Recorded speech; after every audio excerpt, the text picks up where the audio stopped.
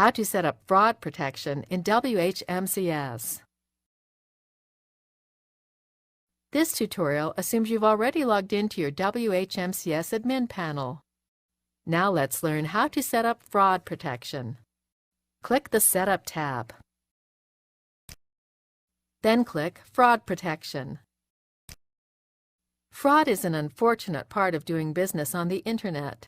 WHMCS helps you combat fraud by letting you enable fraud protection.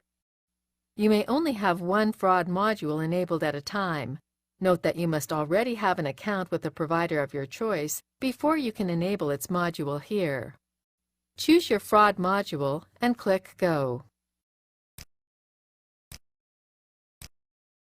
Click here to enable MaxMind fraud protection. Then enter your MaxMind license key. You can reject orders that trigger any of these 4 flags by clicking their checkbox. Let's enable them all.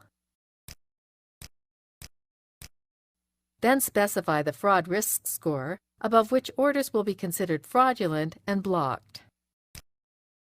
When all settings are the way you want, click Save Changes. That's it. We've successfully set up fraud protection. This is the end of the tutorial. You now know how to set up fraud protection in WHMCS.